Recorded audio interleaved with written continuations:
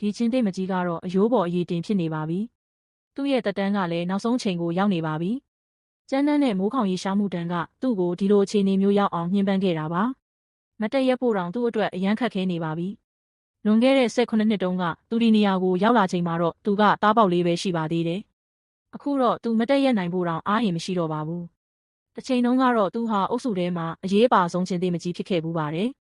အခုတော့သူ့ရဲ့ရှည်လျားတဲ့တက်တန်းဟာနောက်ဆုံးအချိန်ကိုရောက်ရှိလာခဲ့ပြီဖြစ်ပြီးအားရင်အနည်းဆုံးဖြစ်နေတဲ့အချိန်မှာပဲဒီရက်ဆက်တဲ့သဲကန်နာရထဲမှာတယောက်တည်းလဲလျောင်းနေရရှာပါတယ်။သူနောက်ဆုံးအသက်ရှူလိုက်တဲ့အချိန်မှာဘေးနားမှာဘသူတဦးတယောက်မှရှိမနေပါဘူး။ဒီအချိန်မှာသူ့ရဲ့အုပ်စုကသူ့ရဲ့အခြေအနေကိုလုံးဝမသိကြပါဘူး။သူတို့ကတော့သူ့ကိုစိုးရိမ်တကြီးနဲ့စောင့်မျှော်နေကြဆဲပါ။သူ့တသက်တာမှာဒီချင်းသိအိုမာကြီးဟာသားပေါက်လေးကောင်ကိုမွေးထုတ်ပေးခဲ့ပါတယ်။သူတို့ကတော့သူတို့ရဲ့အမေကိုဒီနေရာမှာရက်တော်ကြာစောင့်မျှော်နေခဲ့ကြတာပါ။အခုတော့သူတို့ကသူတို့ရဲ့အမေကိုလိုက်ရှာဖို့အတွက်ခရီးစတင်ဖို့ဆုံးဖြတ်လိုက်ကြပါပြီ။